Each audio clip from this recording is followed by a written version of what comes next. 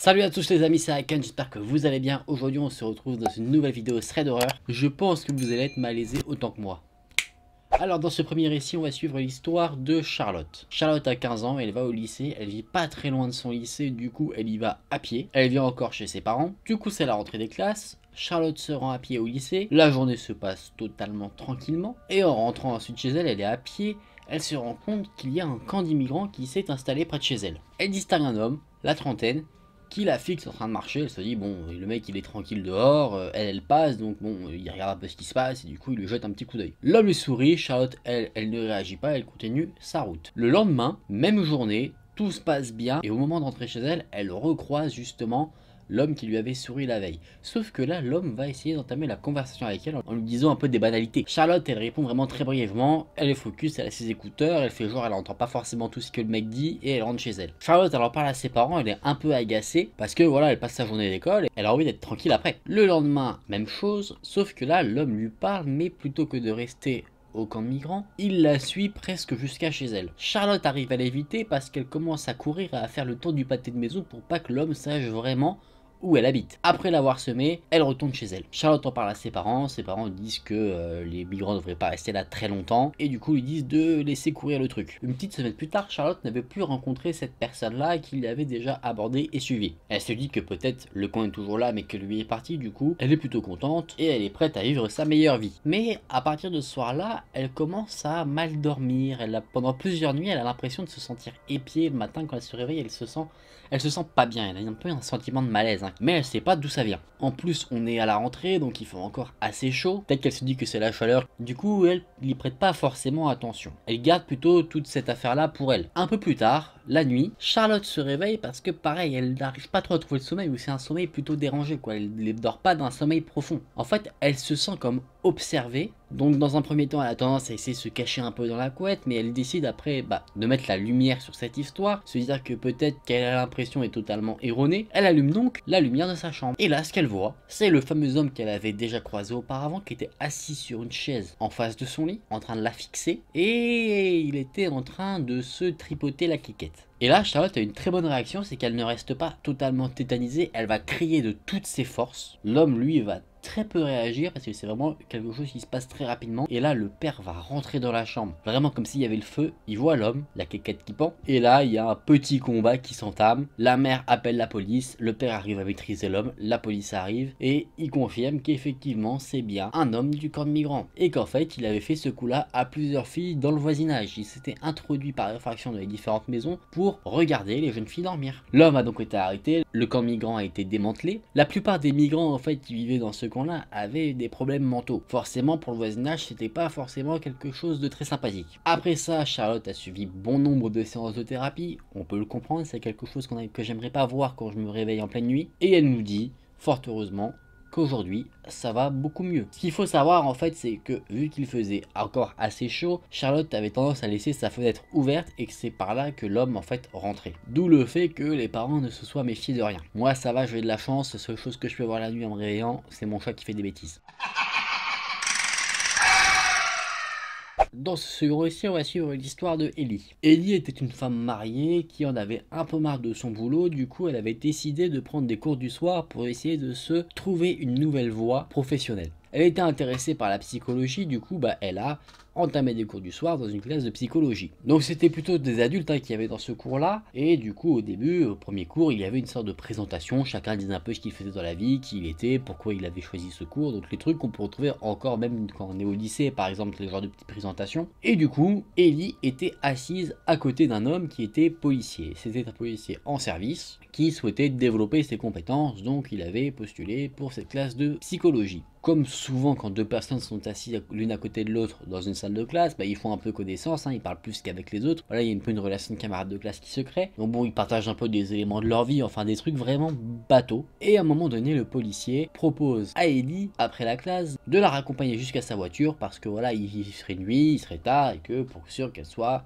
en sécurité. Ellie refuse gentiment en disant que c'est son mari qui vient la chercher après le cours. De nombreuses fois, le policier va lui proposer de la ramener à sa voiture, mais bon, régulièrement, c'est son mari qui vient la chercher. En plus de ça, au fur et à mesure, le policier devient un peu insistant, c'est-à-dire qu'il essaye concrètement de draguer Ellie alors qu'il sait pertinemment qu'elle est mariée. Ellie, en plus de ça, ça la met mal à l'aise, donc ça lui donne une raison supplémentaire de refuser le fait que le policier la raccompagne à sa voiture. Elle ne veut vraiment lui laisser aucun espoir qu'il pourrait se passer quoi que ce soit. Du coup, les cours du soir suivent leur rythme, et à un moment donné, le policier ne se présente plus au cours. À partir à peu près du milieu de l'année, il est toujours absent. Ellie suppose qu'il a eu un problème personnel qui fait qu'il ne peut plus se rendre au cours, ou peut-être qu'il a déménagé, enfin peu importe. En tout cas qu'on ne le reverrait plus. Elle se dit que bon, ça arrive. C'est en rendant visite à sa mère un peu plus tard que Ellie va comprendre ce qu'il s'est passé. Sa mère lui raconte qu'apparemment, un officier de police a été arrêté et mis en prison parce qu'en fait il se proposait à des femmes pour les raccompagner jusqu'à leur voiture. Est-ce que ça vous dit quelque chose? Oui. Et une fois arrivé à leur voiture, il les agressait et il les violait. Oui, un policier.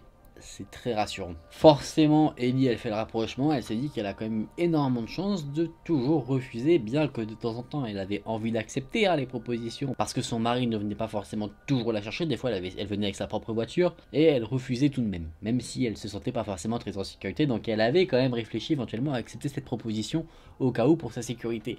Bah pour sa sécurité, elle a bien fait de refuser. Ça c'est ouf quand même, tu te dis quelqu'un qui est censé te protéger qui t'agresse. Bien sûr, Ellie après tout ça n'a plus jamais eu de nouvelles de ce policier. Elle ne sait pas s'il est resté en prison ou quoi que ce soit. En fait, à partir du moment où il n'est plus venu en cours, elle n'en a plus jamais entendu parler. Elle directement, la seule fois qu'elle a entendu parler, du coup c'était avec sa mère. Dans ce troisième récit, nous allons suivre l'histoire de Carlos.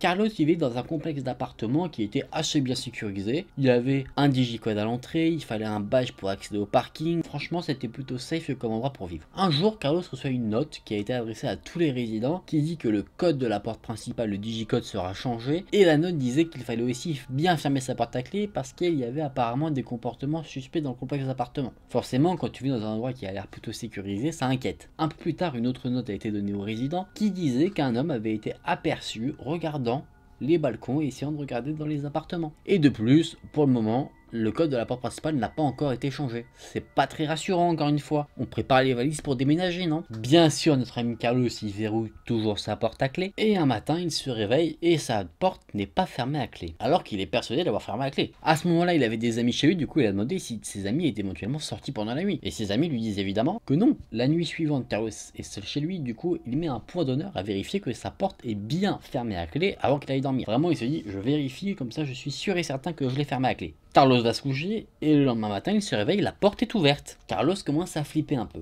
normal. Il commence à scanner un peu son appart et se dit tiens, est-ce qu'il y a quelque chose qui manque? Est-ce que j'ai peut-être éventuellement été cambriolé? Est-ce qu'il n'y aurait pas des signes que quelqu'un était présent dans l'appartement mis à part lui? Non, rien du tout. Il ne trouve absolument rien. La nuit suivante, Carlos revérifie que toutes les portes sont fermées, mais vraiment toutes les portes de son appartement. Il regarde la porte d'entrée, les portes coulissantes, les portes du balcon, la porte de la salle de bain, vraiment toutes les portes. Il s'endort et super tôt le matin, à 5-6 heures, son chat est très agité et du coup il l'enlève de la chambre et le met dans le salon. Je connais ça. Quelques minutes plus tard, il entend son chat qui fait des bruits étranges. Carlos décide d'aller voir, il jette un petit coup d'œil au travers de sa porte et il voit que sa porte est déverrouillée. À partir de là, Carlos décide de prendre les choses en main. Il appelle les propriétaires de son complexe d'appartements et il leur demande de venir pour inspecter l'appartement pour voir si éventuellement il n'y aurait pas un moyen d'entrée qu'il ne connaît pas et en plus demande à changer les serrures. Les propriétaires effectivement s'exécutent, ils le prennent au sérieux et depuis ce moment-là, plus rien d'étrange ne se produit. Carlos en conclut donc les choses suivantes. La première, c'est que quelqu'un avait sûrement les clés ou un double des clés de son appartement. Il ne sait pas de quelle manière, mais c'est sûrement le cas. Il pense également que quelqu'un du coup s'infiltrait dans son appartement et le regardait dormir. Il pense éventuellement à l'homme qui avait été signalé par la note de service. Carlos se dit qu'il était peut-être totalement paranoïaque, mais d'un autre côté, il est sûr à 100% que ses portes étaient verrouillées, donc vraiment c'est une théorie qu'il laisse quand même de côté. Moi ce que je pense c'est qu'il y avait effectivement quelqu'un chez lui, peut-être un ancien locataire de l'appartement qui du coup avait les clés. Je pense que ça c'est une théorie assez plausible. Dites-moi vous vos théories en commentaire, ça m'intéresse, faut qu'on résout ce mystère ensemble. En attendant on va revenir dans une zone plutôt safe où il n'y a pas d'intrus. Bon les amis, c'était 3 histoires je trouve assez flippante, hein. Surtout les 2 histoires là, du début avec les filles. Je pense que tu as vraiment besoin d'une thérapie après ça, parce que c'est vraiment un choc, surtout quand tu es jeune. Ça doit être vraiment une expérience très horrible à vivre. En tout cas, j'espère que ces petites histoires vous auront plu, que vous aurez été tendus par ces récits. Si la vidéo vous a plu, n'hésitez pas à liker la vidéo et à vous abonner à la chaîne. On se retrouve très vite dans une nouvelle vidéo. Salut!